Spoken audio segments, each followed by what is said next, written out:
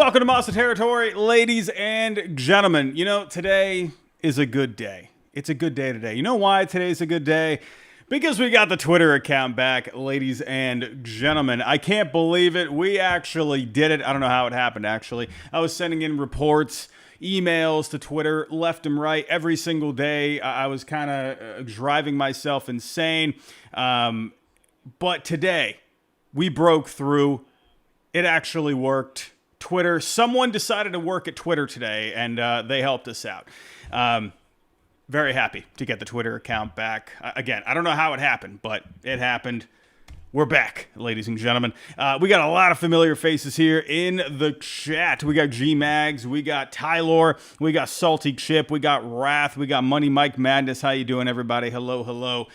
Corbin Bow Soccer, what's going on? Yes, Bow Soccer, happy Thanksgiving. I mean, we're, an hour and a half away from Thanksgiving here on the East Coast. I'm excited for it. I've been so busy as of late, and I've been caught up with all the Twitter stuff. I've actually kind of almost forgotten it was Thanksgiving. It's just been a hectic time. I'm excited to have myself a good meal. But we got some things to talk about before we get to all the festivities tomorrow. And I'm sorry to bring it up, but I hate to bring up a bad memory, but let's not have Juan Soto to the Red Sox again on Thanksgiving. Remember that last year? Juan Soto was going to the Red Sox, ladies and gentlemen. Who the heck posted that again? What was that guy's name? I haven't even seen that guy since all that. He was the star of the show last year on Thanksgiving, and I haven't seen him since. What? Mick. That was his name. Freaking Mick. What the heck is Mick doing these days? But let's not have another episode of that. Let's actually enjoy Thanksgiving tomorrow. And we got some good news here that could lift the spirits a little bit more as we're eating our turkey and mashed potatoes tomorrow. It could be that maybe the Red Sox are actually indeed in the mix for not just Alex Bregman, but also a Pete Alonso or a Kyle Schwarber. We had gotten reports not too long ago from Alex Spear, John Morosi, that the suspicion was the Red Sox were looking more so at one of the big bats. I'll give you my thoughts on that in a little bit. I've been kind of sitting on that report for the last few days. I've been talking with a couple of people. I'll give you my thoughts on that, but some more encouraging news on that front for the Red Sox, possibly going after two of the big bats. We'll talk about that. And also Dylan Cease heading to the Blue Jays. I know that's not Red Sox news, but that is AL East news. And listen, my personal opinion right off the bat, I think that that's a message to the Red Sox to say, hey, let's tighten up the pants a little bit and let's go do some work. We got to go do some moves. We got to go get some stuff done because Dylan Cease, he is going to be he's not going to be fun to work. He's not going to be fun to go up against this coming year and for the next 7 years. I'll tell you that right now. We just saw Dylan Cease while they were playing the Padres this past year. Dylan Cease dominated the Red Sox this year. So they got to shore up the lineup, especially with him in the fold. And Sonny Gray, I know we have talked a lot of Sonny Gray here in the last 24 hours. I mean, heck, more than 24 hours at this point. That happened, 36 hours ago. There's been a lot of reaction, a lot of different opinions about that on both sides. I think it was a good move. I think it was more positive, but I saw just a lot of, I don't know, people have their opinions, right? And I respect all opinions. But the fact that I saw people out there saying it was a bad move, I just disagree. I'm just going to say that right off the bat. I'll give you more details into why I think it's a good move, and I'll give you more of my thoughts on that as we get into tonight's show. But everybody, if you can, hit the like button for me. Subscribe if you're new. We're trying to get to 6K by opening day. Let's get to it, ladies and gentlemen. So let's go over Dylan Cease here really quick. We got to go over Mr. Cease. And listen, like I said, the Red Sox got to add something to this lineup. You really have to get this lineup beefed up because I know Dylan Cease, ERA of a 4.55 this past year, but the FIP was a full run lower. He's very good. He led all of Major League Baseball last year in strikeouts per nine. If you're asking front offices these days, what are you looking for out of a pitcher? What are you paying mostly for a pitcher? Well, you're looking at the strikeouts, right? And Dylan Cease, he's going to get a lot of those. He just showed you right before your very eyes this past year when they were going up against the Padres that man can dominate, all right? Sure, did he have a lot of inconsistencies this past year? Absolutely. But one big reason for that, it's not always going to be the full story behind why the FIP would be lower than the ERA. There's going to be a whole lot of other factors that come into play, and I'll talk about that actually with Sonny Gray in just a little bit. But the Padres, all across the board, were not great defensively this past year, and that did not help out Dylan Cease. A lot of luck comes into play, balls falling into play, a guy making a bad play out there that ends up getting recorded as a hit where, how many times this year on Twitter have we, said out loud, wow, really? That was recorded as a hit? That should have been an error, all right? Stuff like that comes into play. So with Cease, I think he was a lot better this past year than what the ERA suggested. When everything was going right, he was very good, right? And when the Padres were defending well behind him, things went well. But, a couple things. I think there was a couple things mechanically with him this past year that he could make a tweak on. I think he was missing spots more often. The command wasn't as crisp as it had been over the prior, few seasons. The walk rate did go up a little bit, was giving up some more home runs this past year. So, that he is going to have to work on. I think location was a big thing with him this past year that led to that bit of an increase with the walks and homers. But in the end, I think it was a good deal. I already did a video reacting to it. I think the contract itself, I think it's fair value. When you take a look at the FanGraph wins above replacement with him, when you take a look at the advanced metrics, I think right now, last season, he put up a season that was worth more than $30 million. So on average, the last few years, he's been worth around probably $35 million per year. On average, the last few years. I think the contract's fine. I think a lot of people look at the ERA and then they just look at the high price and you're thinking, wow, that's a big overpay. I don't think it was an overpay, to be honest. I think based off of what front offices are looking for these days when it comes to a pitcher, when you take a look at the FIP, when you take a look at the strikeouts, when you take a look at the stuff that he has, I think it was honestly a pretty fair deal. I think it was a good deal and good for the Blue Jays, right? You came that close to winning a World Series, but you kept your foot on the pedal and they went and signed a guy to put at the top of the rotation for years to come. And you don't know what's going to happen with Kevin Gausman. You don't know what's going to happen here with, Shane Bieber after next year. They don't have a lot of youth but other than Trey Savage. You do got Ricky Tiedemann who could make his way back at some point. But they needed another guy in there, and the Blue Jays, they definitely got a guy with a lot of upside. I think it was a good move for the Blue Jays, but the Red Sox are going to have to counter with this lineup, and we'll talk about that lineup in just a little bit. But Dylan Cease heading to the Blue Jays, 7 years, $210 million. Again, I'll say it one more time. Don't just look at the ERA. Listen, we're almost in 2026, ladies and gentlemen. We got to stop just looking at ERA. We got to stop. You got to look more under the hood, right? ERA, sure, I'm fine with it, but there's a lot more that comes into play. Just my recommendation. You can agree with me or disagree with me. That's okay either way. So, moving on here. Let's talk a little Sonny Gray. Now, I kind of, dove into Sonny Gray a little bit more. A lot of different reactions over the past 36 hours or so. I've seen a lot of positive, I've seen a lot of negative, and I've seen somewhere in the middle, right? It's pretty split. I'm going to be honest with you. I'm going to give you my first opinion. Maybe it's a bit of a hot take. I think a lot of the reaction comes from the fact, a couple of reasons. Talking about ERA, right? Dylan Cease, higher ERA, but a little better under the hood. Very similar with Sonny Gray. I think a lot of people just take a quick look at the ERA at a 4.28 and they go, oh, what? That's not a number 2.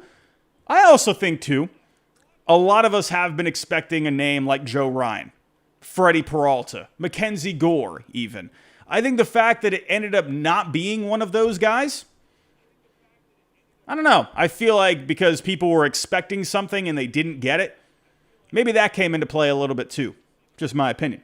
But with Sonny Gray, under the hood is going to be a lot better than the surface numbers. And I was digging into it. Why is the ERA higher than the FIP? Well, every time, and this is where I talked about with Cease, the ERA was higher than the FIP. The first thing I always look at is the defense, right? So I went and did that with the Cardinals. And I thought to myself, right off the bat, before even looking at the numbers, I'm like, wow, the Cardinals, they were very good defensively last year. And taking a look at the numbers, the Cardinals, they were the best overall defensive team. So I'm thinking to myself, like, man, well, what's the deal? Well, why is Gray's ERA so much higher? Because usually a bad defense is not going to help you out, right? So I looked a little further. And you take a look at batting average on balls in play. A 329 for Mr. Gray this past year. That is extremely high. When you take a look at the league average last year, batting average on balls in play was at a 291.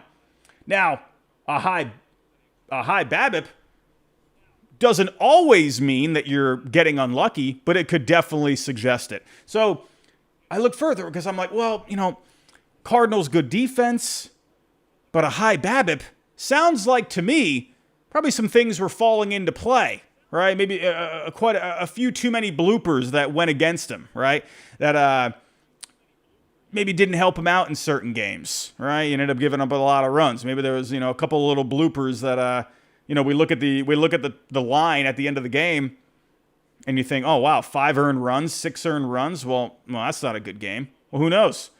Maybe he had a few situations where he had a couple of outs, a little bit of a bloop. What's the old saying? A bloop and a blast, right?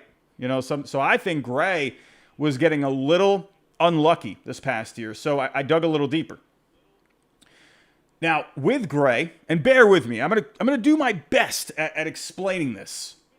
When it came to the batted ball profile with Sonny Gray against lefties last year, lefties pulled off of him 51% of the time.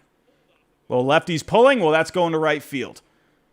I took a look at how the Cardinals ranked defensively in right field. Well, would you look at that? The Cardinals last year, they were middle of the road when it came to outs above average in right field, -4. A lot of pulled balls from the lefties. Not great defense out in right field. I think maybe that could tell you a little something. I don't think that's going to tell you the whole picture, but that could definitely come into play here. Who do the Red Sox got out in right field? Well, at least as of right now, hopefully they don't trade him, but you got a Gold Glove right fielder in Willie Abreu. Also, who do they got out there in center field? Well, you got Cedar Rafael. You got 2 of the best defensive outfielders in all of Major League Baseball. Sonny Gray, when it comes to righties, let's go back to the batted ball profile. Taking a look-see. Against righties last year, 36% out to center field, right around 30% to oppo. And again, you combine that with the lefties pulling, that's going to be a lot of activity for Cedar Rafaela and Willie Abreu. I think batted ball profile works. Another thing Sonny Gray does well against righties is in his career, he has not let them pull off him very much. Last year was at 34%. What do you got out in left field? Well, you got that big old green wall out there you call the Green Monster. So the fact against righties, he doesn't let them pull. He does a good job at that. He lets them go more center field oppo. Perfect for Seti and Willier. I think there's a lot of good things here with Sonny Gray. Now, do I think he is the best possible option you could have gotten as your number 2? I think I explained it as best as I could with one sentence in my reaction video on the main channel. I think he's an okay number 2. I think he's a very good number 3. I think you could say he's an excellent number 3. I think he's an okay number 2, like a 6 or a 7 out of 10, right? 7 on a good day, 6 on a bad day. That's kind of where I'm at. If you put him in the 3 spot, I think he's a 9 out of 10 in the 3 spot. 2 spot, I'll go 6 or 7 out of 10. Could you go for a 8 or a 9 out of 10? Sure. But I mean, if you're looking, here, I'm not trying to, convince everyone that, Gray is the best possible move. But I mean, if you're just going off of numbers, right? Gray was 17th in F4 last year. That is ahead of a guy like Joe Ryan, who the Red Sox were after, 23rd overall. He had the better FIP. He had the better ERA. He had the better FIP, not the better ERA. But they had right around the same amount of strikeouts. Gray, compared to Ryan, was a little better when it came to the walk rate, a little better when it came to the home run rate. So, I mean, if you're looking at Gray and Ryan, obviously Ryan is younger, right? I know that comes into play too. But I think 1 year of Sonny Gray is not the worst thing. And I really like Gray. I think he's a big competitor. He's a guy that wears his heart on his sleeve. And I made this Twitter post on the backup account yesterday. I did not have the main account back. But he really reminds me of Jake Peavy. Like, not even looking at numbers. He reminds, like, the mentality. He is Peavy to me. Remember, go back to 2013, right? You traded for Jake Peavy. Just a bulldog out there, A guy that just max effort.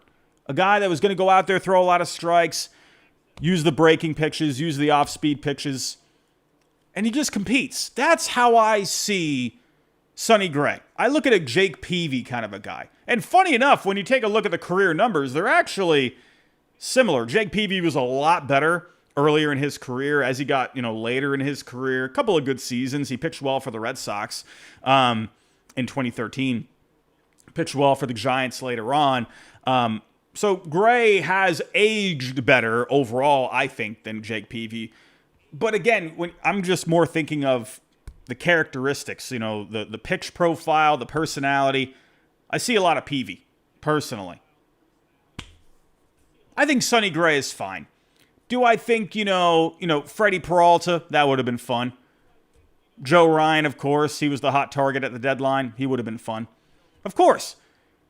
Gray is not the sexy pick. And I do honestly think because his name is not Peralta or Ryan, I think people soured on that a little bit. I'm not trying to put words in people's mouths, but I have that suspicion a little bit. And the fact that he's 36 years old, I'm okay with him as the number 2. And another thing, too, I'm going to say this. I almost kind of like the fact that who knows, maybe they could, come to terms on a new contract next year. But right now you have Gray. You got him for 1 year, right? The one thing that I look at is that the Red Sox, you don't have a rotation spot locked down for multiple years. Sure, I would have loved Dylan Cease, right? But I like having, the freedom of, you just have them for 1 year. Because what happens this year if Connolly Early, Peyton Tolley, if one of them are, if they're both still with the team, one of them I think could be used in some sort of a trade. We'll see. But what if one of them really emerges? What if what if Peyton Tolley ends up just busting out this year? Connolly Early continues to do what he's doing. In a way, I like that you got Gray for 1 year because it kind of gives your rotation for the future more flexibility. I like that aspect. I think you got another good year out of Gray, but then you don't got to worry about the future. If you had brought in Gray on like a 3 or 4 year deal, then I think you could definitely have some pause. But 1 year I think is fine. I'm excited to see what Andrew Bailey can do with Sonny Gray, with all the pitches that he has. I mean, Gray is a guy. And another thing, too, I'm gonna look at this. I saw a lot of people out there, I'm not going to name any names, putting out, look at the numbers at Yankee Stadium. He was terrible at Yankee Stadium. As a member of the Yankees, I mean, and people right away, they go right to the point, he can't handle the big market. A lot of that, the reasoning why he didn't do very well with the Yankees is I don't think he was a great fit from a picture point of view with what the Yankees were doing at the time. You had Rothschild there, where he was trying to say to Gray, hey, these are your best pitches. We need to just focus on these. But Gray is not that kind of a guy. He's like a free spirit in a way. He's talked about this. He talked about this on, I believe, it was MLB Network not too long ago. And he said, hey, there's times where I'll be about to throw a slider and then I end up doing something different. Like he'll change what he's going to do mid windup. You know, he just is evaluating everything going on, and he pivots. He calls audibles, right? And the Yankees wanted him to kind of fit inside this box. They wanted him to throw certain pitches instead of just using a whole bunch of different ones, which he's more comfortable with. So, and another reason, and if you want to look at the fact, Robbie, the numbers at Yankee Stadium, they weren't very good. Well, when he's pitched at Yankee Stadium the couple of times in his career, while on different teams, the A's and the Twins, he pitched well in both his starts there. So, and then of course, Yankee Stadium itself, I don't know, you got some weird dimensions there. Oh, and another thing too. I mean, what did we just say with Sonny Gray? Looking at the batted ball profile. Well, I mean, go back to this if you really want to go, think about Yankee Stadium. Well, like we said, against lefties this past year, I'd have to look at let's look at the career numbers against Sonny Gray, lefties. In his career, lefties have pulled off of him 46.5% of the time. Well, that's not very good for Yankee Stadium. I just don't think he was a great fit there. I think they were trying to maybe manipulate his pitch profile, his pitch repertoire a little too much. Maybe the ballpark wasn't a great fit. Who knows? I can't remember that far back what the defense was looking like. I just don't think it was a great fit. I don't think the narrative of, he can't handle a big market. He's mentally weak. He can't handle it. I don't think that's fair. I'm just looking at the numbers here. I don't know. Because I saw people posting that, and I think it's, in my opinion, I think it's lazy.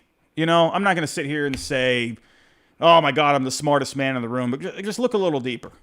I don't know. I never bought into the idea that he just couldn't handle it. Some guys, yeah, they do have issues with pitching in a big market. Mentality-wise, that can come into play. But I look more at the numbers, and I think Gray is not a bad pitcher at all to add to your rotation. I think in the end, the Red Sox got better. That's the way I look at it. You can talk 2s, 3s, number 56. I don't care whatever numbers you use. I'm looking at did the Red Sox get better, and I think they got better. As of right now, Fangraphs projects the Red Sox starting pitching at number 2. Projections are projections. But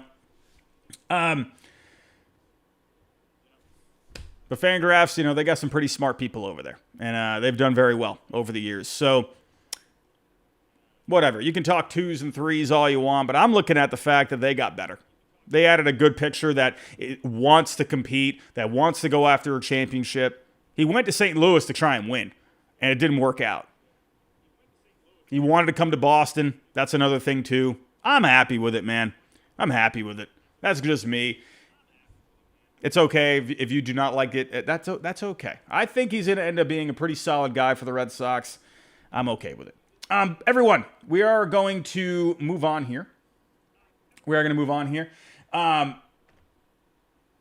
Really quick, we do have a quick word we have a couple of words from our sponsors tonight. We'll get to those. We'll get to both of them here shortly. But I do want to let you know on Nesson that we are wrapping it up there. But if you want to see the rest of the show, come on over to YouTube, Monster Territory, and see what I got to say. But everybody on Nesson, thank you for watching, and we'll talk to you next time. But for those of you here with me on YouTube, we're going to get to our first sponsor of the night. I'll be right back. Kratz, we picked you to talk about MeUndies, not just because they're ridiculously comfortable, but also because they are very festive. When the holiday season hits, you go on the website and there are just so many more designs to check out. And they just scream Eric Kratz getting little matching sets with everybody that he knows. You know what? They're called MeUndies, not YouUndies. So you go in and you say, this one's for me. This set is for me. This is what is good for me. Not YouUndies, MeUndies. A lot of different ones to choose from. I'm so confused, but what I do know is that you can knock out all of your holiday gifting needs today with MeUndies, and to get the exclusive holiday deals up to 50% off, MeUndies.com/foul. Enter promo code FOUL. That's MeUndies.com/FOUL. Promo code is FOUL for up to 50% off. Matching holiday prints with your person? You can't beat that.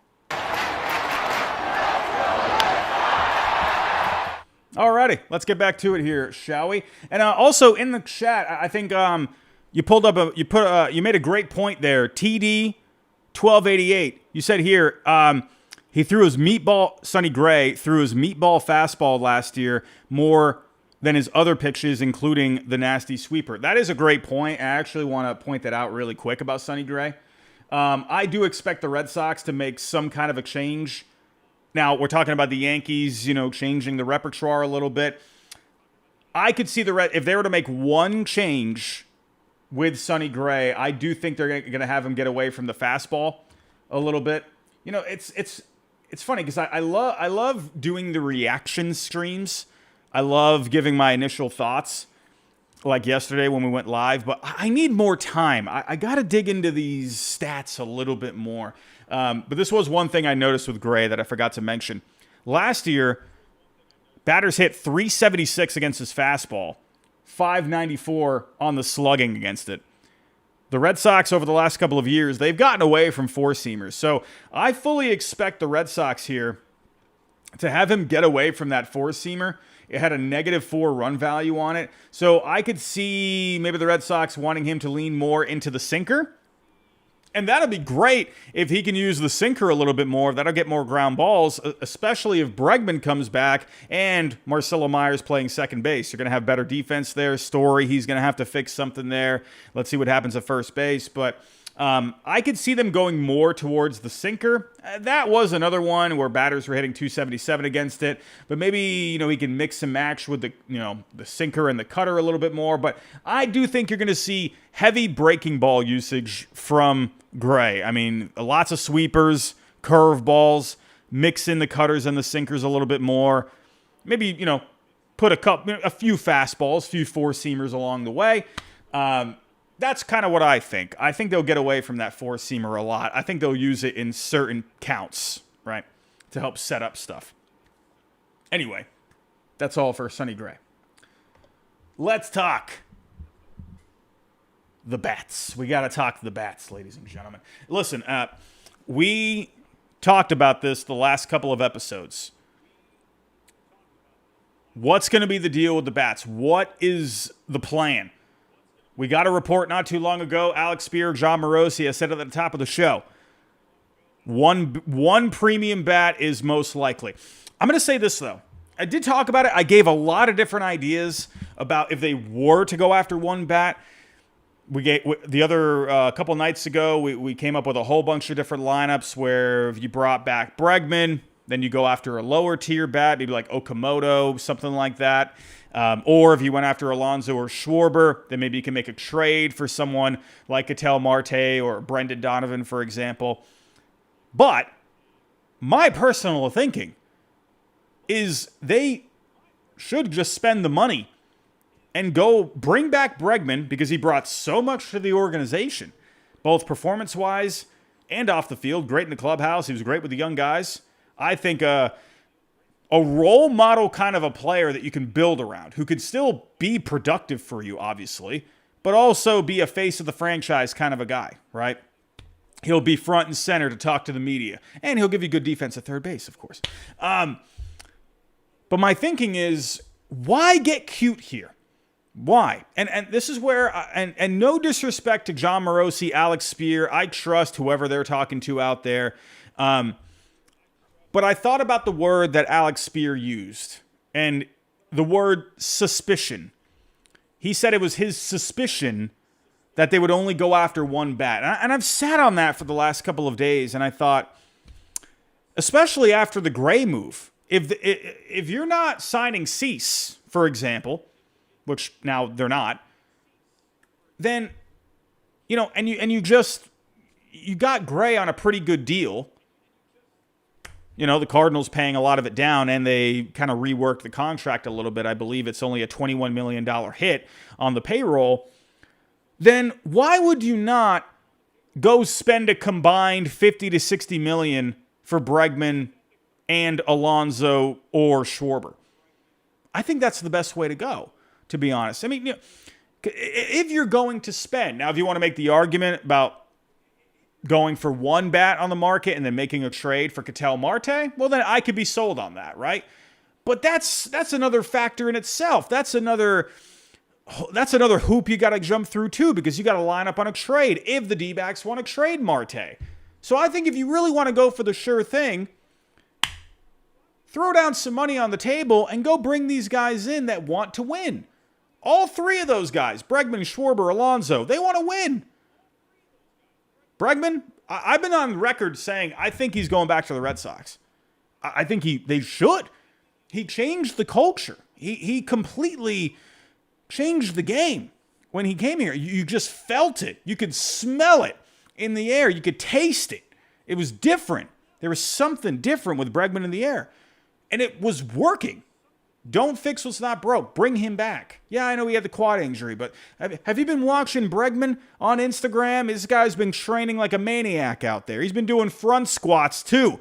I'll tell you right now, from a man that absolutely hates front squats, those are going to be great for your quads. So Alex Bregman, he's building up some juicy quadriceps as we speak. You don't got to worry about that quad moving forward because he's getting those puppies nice and strong.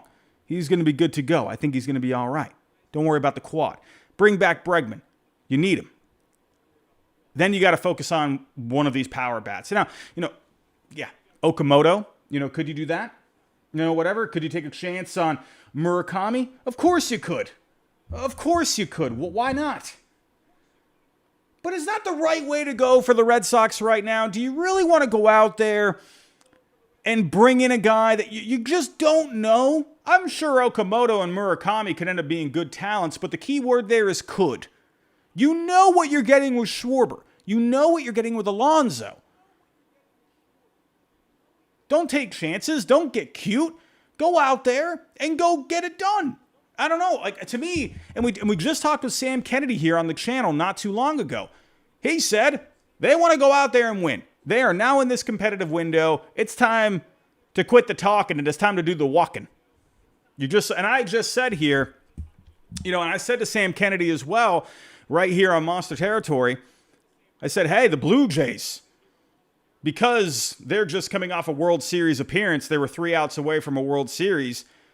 Because of them and what they did this past year, are you planning to be more aggressive? And he said, hey, listen, we're going to go out there and we're going to go try and make some moves, right?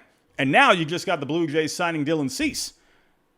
Circling back here, they just brought in a good guy like him.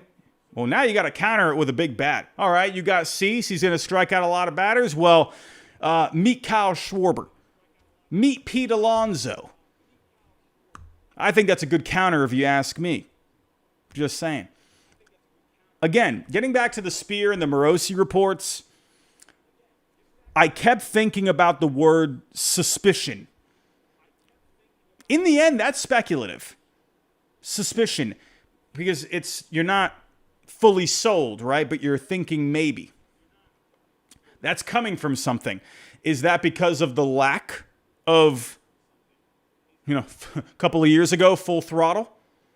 Is there still something lingering there a little bit where you don't want to go out there and say, okay, they're going to go spend, they're going to go drop all the cash. Maybe he wanted to hold back a little bit. Maybe he had heard a couple of things, wasn't fully sold on them going after a couple of guys. But I think history shows over the years, you can say what you want about John Henry, but every time this team is in a competitive window, they go out there and spend, especially when they're entering a competitive window. John Henry, time and time again, has done it. I've talked about this at length. I've talked about it ad nauseum. You go back to 2007, right? 2006 ended up being that Briggs year. But when they were going back into that window, they went out there and got J.D. Drew, Julio Lugo, Daisuke Matsusaka. They went and made the moves. They got Josh Beckett the year prior, right, to set up for that. I mean, 2013, they already had the core there, so they kind of filled in at the gaps, right? Napoli, Victorino, Gomes, Steven Drew, 2018. As you're going into the competitive window, you bring in David Price the following year, Chris Sale the following year, JD Martinez, right? They've done it time and time again. They added last year. I fully expect to see them take a step forward again this year. I think they will. And I don't know, I think about the report, and I'm not fully sold that they're going to hold back. Could it end up being where they get Alonso, Bregman, Schwarber, one of them, and then they go after someone lower tier? Yeah.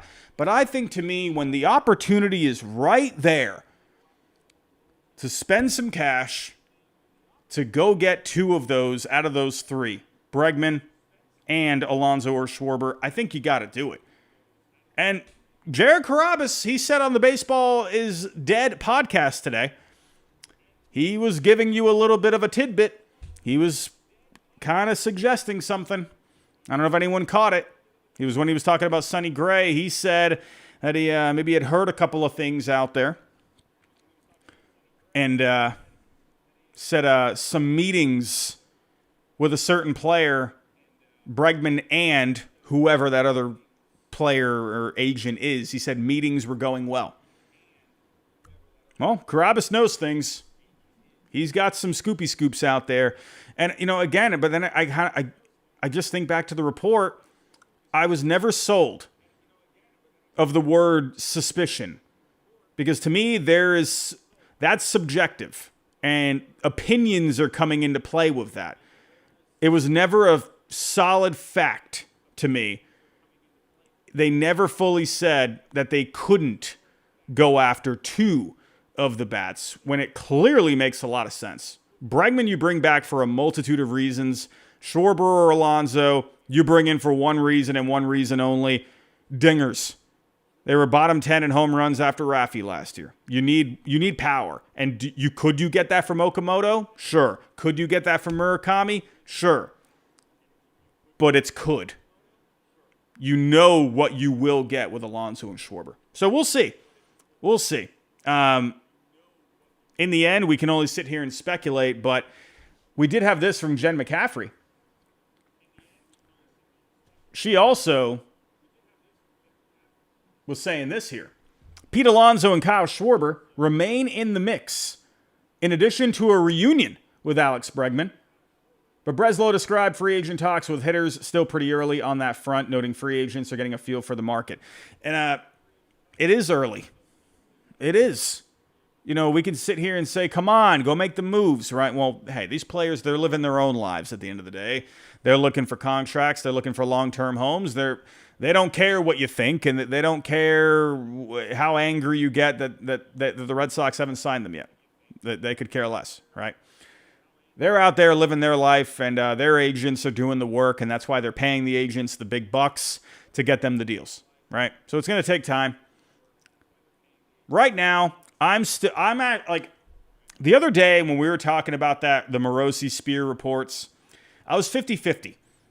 I feel like now, personally, based off of what I've read and, kind of getting a feel, talking to a couple of people, I'm thinking to myself, I'm at I don't know, maybe a more so a 60-40, 55-45. Somewhere around there. I think it's like this article says here, it is still early.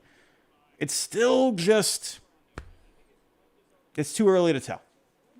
You got to wait. You got to wait for things to materialize. But I do think Dylan Cease coming off the board, I know that's a picture, but still, teams have needs, and Dylan Cease, teams are going to start pivoting now, and that's going to be one domino that falls, and that could make another domino fall, right? So I think you're going to start seeing some action. I think more winter. For me, Pete Alonso, Kyle Schwarber, I feel like winter meetings. I don't know. That's not off of anything I've heard. That's more of a gut feeling. I don't know. It just feels like winter meetings for one of those guys, kind of that sweet spot of the offseason, right? Where they kind of want to get stuff figured out. Pete Alonso, I don't think he's going to wait a long time to want to get something done. I think he wants to find his home. He spent all last offseason not getting a deal, until late. I think he wants to get it figured out. Schwarber is what he is at this point. You're getting a lot of dingers with Schwarber. I don't see why you have to kind of tap dance around it. He's going to give you immediate power. His skill set is there. You know what he is. I don't think you really need to wait around a whole lot for him. But I think over the next couple of weeks, I think you could see something. And I think winter meetings feels about right. So, we'll see. But those are my thoughts. Still haven't fully heard anything yet. But I think you are starting to maybe see some good signs. And again, and I talked about this with the Gray trade. I think the fact that you didn't really give up a whole lot of assets to go acquire him, as well as money, I think suggests that the Red Sox could be big players for a couple of big signings, or a big signing and a big trade. They can do a lot of things right now, and the Red Sox, they have good leverage right now. They're in a good spot.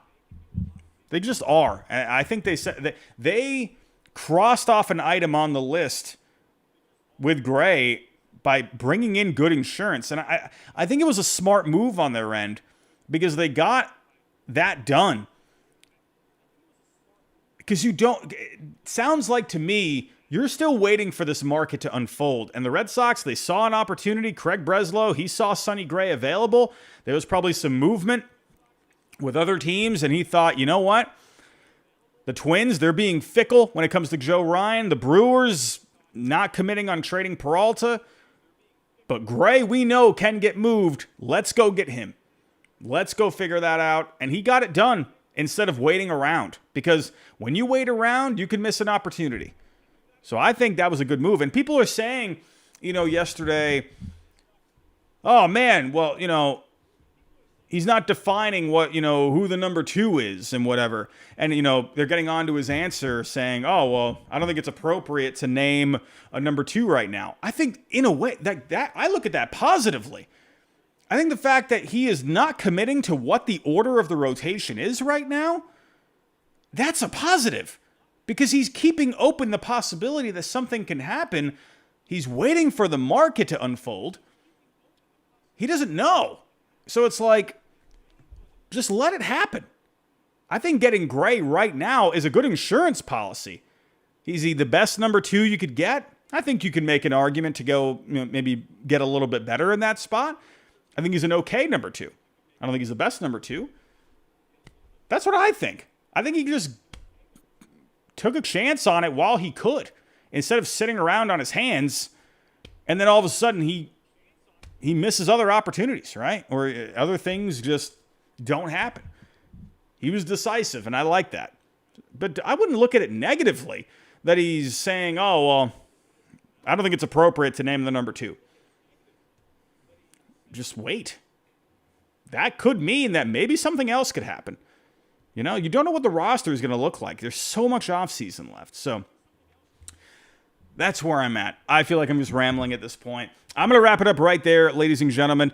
If you can on the way out, hit that like button for me. Subscribe if you're new. We do have one more word from our sponsor before I fully say goodbye. I'll be right back.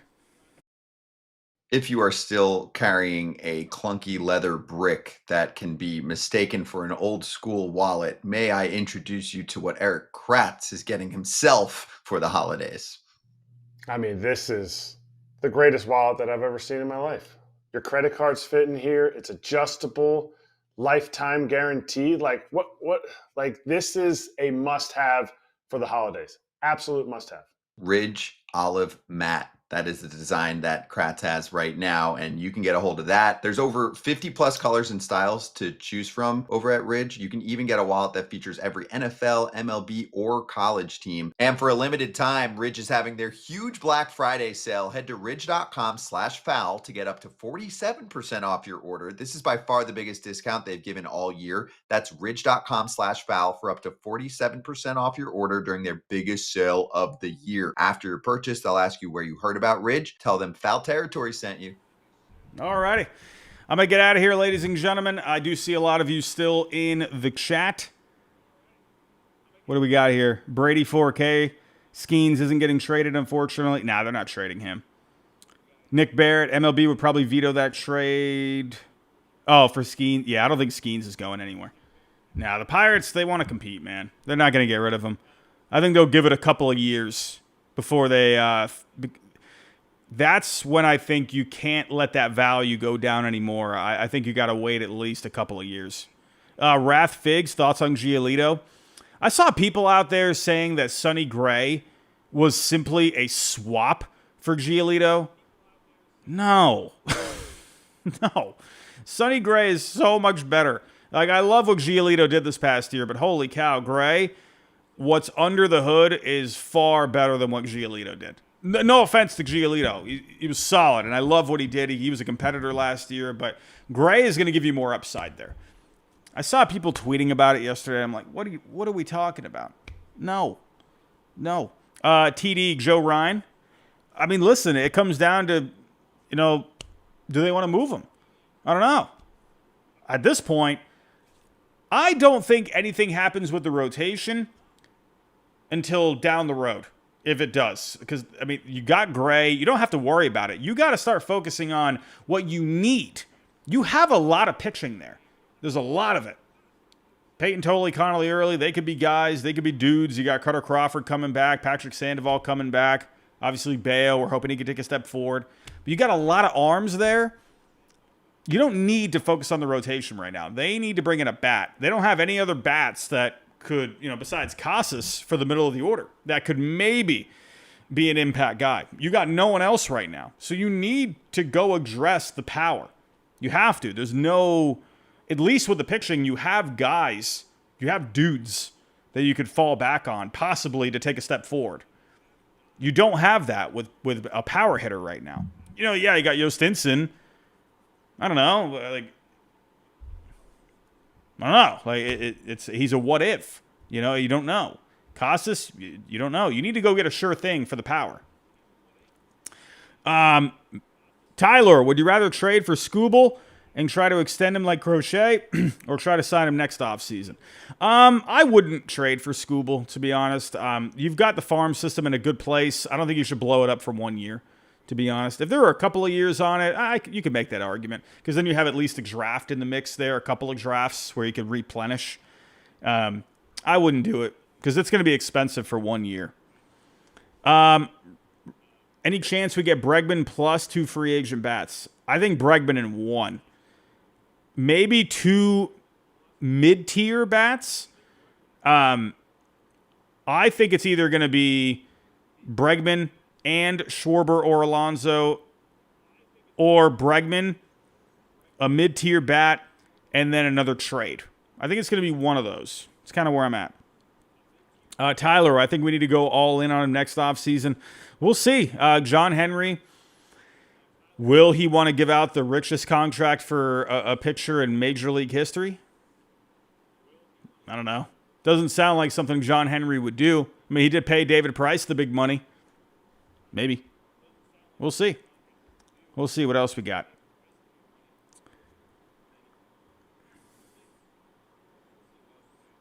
B. Snide, I love Gray way more than Giolito.